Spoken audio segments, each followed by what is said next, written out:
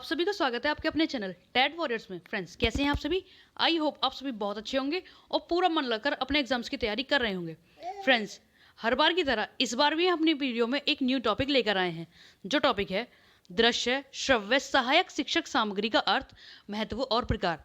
Friends, जब एक teacher classroom में आता है तो वो क्लासरूम में अकेला नहीं आता, अपने साथ हाथ में कुछ इस तरह की चीज़ें भी लेकर आता है जिनके द्वारा वो बच्चों को आसानी से कोई भी टॉपिक क्लियर करा सके, उनको वो समझा सके जो वो क्लासरूम में उनके समझाने के लिए आया है।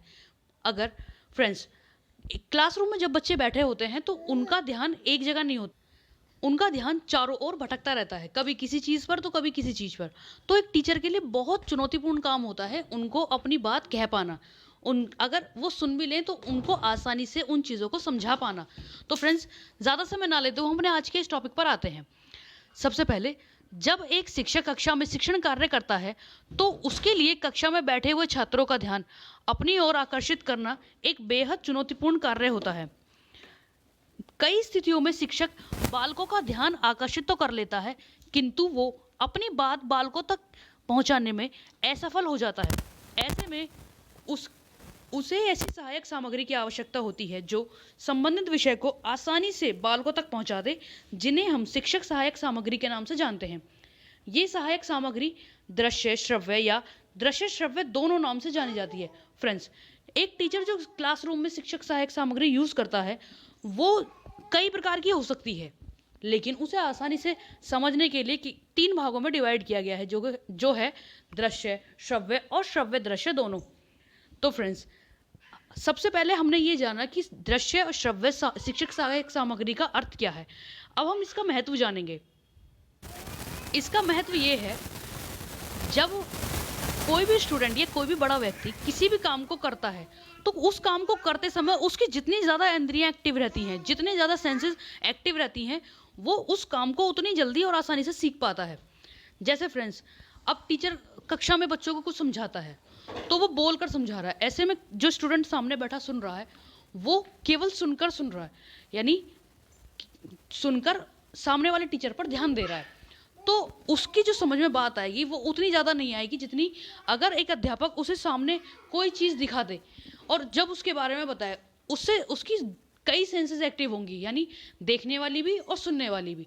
इससे वो आसानी से उस बात को ग्रहण कर लेगा। इसी प्रकार फ्रेंड्स, ये कहते हैं कि बच्चा अगर किसी काम को करके सीखेगा तो वो इसे और आसानी से सीखेगा, क्योंकि उसमें देखने सुनने के साथ साथ उसका दिमाग भी बहुत ज़्यादा एक्टिव रहता है, हाथ एक्टिव रहते हैं। तो इसीलिए ऐसा माना जाता है, ऐसा होता भी है फ्रेंड्स, कि जितनी ज़्यादा इंद्रियां, जितने ज़्यादा सेंसेस किसी भी काम को करते समय एक्टिव रहेंगी, बच्चा उस काम को उतनी ही जल्दी सीख जाएगा। तो सबसे पहले फ्रेंड्स, अब हम ये जानेंगे कि दृश्य और श्रव्य इन सामग्री के अंतर्गत किन किन चीज़ों को रखा गया है। दृश्य श्रव्य सामग्री के प्रकार। सबसे पहले दृश्य सामग्री, यानी कि जो चीज़ें देखकर समझी जा सकें। सबसे पहली वास्तविक वस्तु।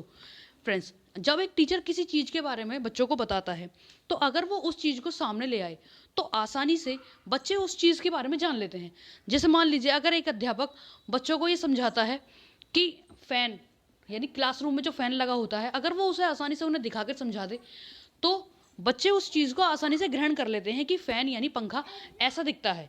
चित्र, अगर किसी चीज़ का एक टीचर चित्र बना के बच्चों को दिखा दे तो उनके दिमाग में उस चीज़ को लेकर छवि बन जाती है, जिससे वो उस चीज़ को आसानी से समझ जाते हैं। नमूने और प्रारूप, यानी मॉडल्स और प्रोजेक्ट, किसी भी चीज़ का कोई भी मॉडल बनाकर अगर बच्चों को एक टीचर समझा दे तो आसानी से वो टॉपिक उन बच्चों के लिए क्लियर हो जाता है। अगला, मानचित्र और ग्लोब। सबसे पहले, इससे पहले रेखा चित्र और खाके, यानी कि किसी चीज़ का कोई डायग्राम बनाकर अगर बच्चों को दिखाया जाए तो आसानी से उनके अंदर उस चीज़ को लेकर एक समझ, एक क्षमता विकसित हो जाती है। वो आसानी से समझ जाते हैं कि इसका मतलब क्या है। उसके बाद मानचित्र और ग्लोब। फ्रेंड्स, मानचित्र और ग्लोब जैसे कि भूगोल, अगर पृथ्वी के किसी हिस्से के बारे में एक टीचर बच्चों को समझा रहा है तो अगर वो मानचित्र या ग्लोब उन बच्चों को दिखा के समझा दे तो बहुत आसानी से उस चीज़ के बारे में जान जाएंगे, उस जगह के बारे में जान जाएंगे, कहाँ पर नदी है, कहाँ पर पहाड़ हैं, कहाँ पर कोई दर्रा है, इन सारी चीज़ों के बारे में आसानी से बच्चे समझ जाएंगे। चार्ट फ्रेंड्स, चार्ट पर बना के कोई भी डायग्राम, कोई भी वस्तु आसानी से एक अध्यापक बच्चों को समझा सकता है। ग्राफ पर भी चित्र बना के बच्चे को आसानी से समझाया जा सकता है।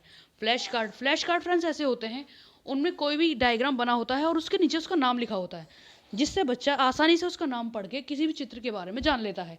जैसे फलों के लिए फ्लैश कार्ड होते हैं, खेलने की वस्तुओं के लिए फ्लैश कार्ड, जानवरों के फ्लैश कार्ड होते हैं। प्रोजेक्टर में फ्रेंड्स किसी वीडियो को उसके अंदर डाल के, यानी एक कॉपी, एक हार्ड डिस्क होती है, एक ड्राइव होती है, उसके अंदर डाल के जो फोटोज़ उसके सामने किसी पर्दे पर फेंके जाते हैं, प्रोजेक्ट किए जाते हैं, जिससे बच्चे आसानी से उस चीज़ को देखकर समझ लेते हैं। मूक फिल्म यानी इनमें बोला नहीं जाता, केवल चित्र दिखाए जाते हैं और उसी के आधार पे बच्चे किसी भी चीज़ को समझते हैं। श्रव्य सामग्री यानी जो चीज़ें सुन के ग्रहण की जाएं, रेडियो, ग्रामोफोन और टेप रिकॉर्डर, ये तीनों चीज़ें ऐसी हैं जो बच्चे को सुनकर ज्ञान देती हैं, यानी अपना टॉपिक आसानी से क्लियर करा पाती हैं। अगली, दृश्य श्रव्य सामग्री यानी कि जिन चीज़ों को देखकर और सुनकर दोनों तरह से समझा जा सके, जिनमें टीवी फ्रेंड्स उसमें देखा भी जाता है, सुना भी जाता है। टीवी पर ऐसे बहुत से कार्यक्रम आते हैं जिन्हें देखकर बच्चा किसी भी विषय के बारे में जानकारी ले सकता है। डिस्कवरी चैनल होता है, या कुछ चैनल गवर्नमेंट्स की ओर से चलाए जाते हैं, दूरदर्शन पर आते हैं। बहुत से चैनल ऐसे होते हैं जिन्हें देखकर बच्चा आसानी से किसी भी टॉपिक को समझ सकता है। समाचार संबंधी फिल्में यानी डॉक्यूमेंट्री बेस्ड मूवीज़।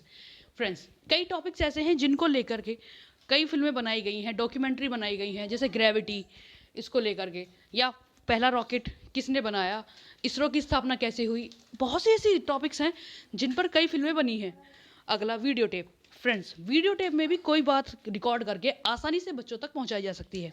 तो फ्रेंड्स, आज की हमारी इस वीडियो में इतना ही। हमने ये कोशिश की कि आप सभी को दृश्य श्रव्य यानी लर्निंग जो एड्स हैं, ये इन सभी बातों के बारे में आपको बताया जा सके, यानी कि एक टीचर के लिए जो भी ऑडियो विजुअल टूल्स होते हैं, एड्स होती हैं, ये किस तरह हेल्पफुल हैं, ये आप सभी को हमने आज की वीडियो के द्वारा बताया।